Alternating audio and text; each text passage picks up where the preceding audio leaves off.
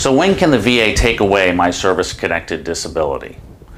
One of the most upsetting things that can ever happen to a veteran receiving disability benefits is to receive a letter from the VA stating that they're going to reduce their compensation for their disability to 0% and not pay them anymore for that disability, or that they are proposing to sever service connection for that disability altogether.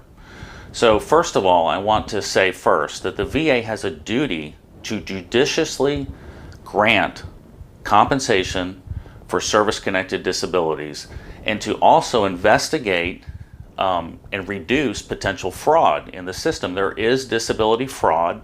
The VA does have to address that and investigate fraud, potential fraud, and also take action when they suspect potential fraud.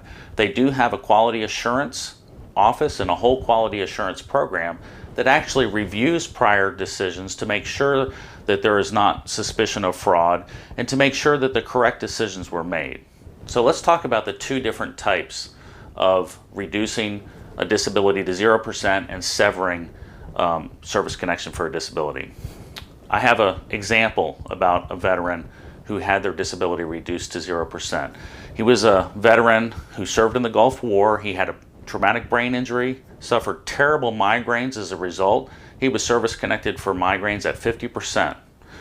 He struggled with medications that were ineffective at treating his migraines, and finally he decided to pay out of pocket for what at the time was an experimental treatment called Botox. He received the Botox treatment, and miraculously his headaches completely disappeared. He had no more migraines. He reported that to his primary care provider at the VA Medical Center. The VA, the Veteran Benefits Administration, noticed that he no longer had any migraine headaches. He reported no migraines for the past 6 months. He received a letter proposing to reduce his migraine rating to 0%. He called me very upset and saying, what can we do about this? And I asked him, I said, do you have headaches now? And he said, no. And I said, listen, this is the correct decision by the VA. You no longer have a disability, and you can't receive benefits if you don't have a disability.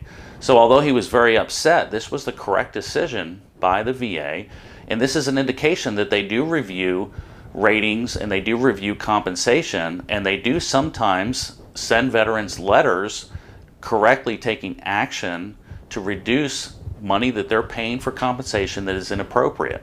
So let's talk about the second possible action by the VA is a proposal to sever. The VA can send a letter proposing to sever service connection for your disability if there's a clear and unmistakable error that the VA notices when they've granted service connection. So let me give you an example of that. If a veteran gets a private medical opinion from a private provider, sends it in, the VA grants service connection for a disability. That veteran might have had a medical opinion from a private provider, and they may have been diagnosed by another provider, and they may have sent that medical opinion in to get service connected. They won service connection without a C&P examination, and on review, the VA noticed that in the medical opinion, the provider that wrote the medical opinion was not the same provider that provided the formal diagnosis. And the veteran did not send in evidence of their diagnosed condition. The VA proposed to sever, saying, we don't have the evidence that you actually have been diagnosed with a current condition. That's easy to fix. You have 60 days to respond. The veteran simply needs to send in evidence of their current medical diagnosis, and the VA will not sever that condition. So you can see that the VA can reduce your rating to 0% or can sever service connection for your disability.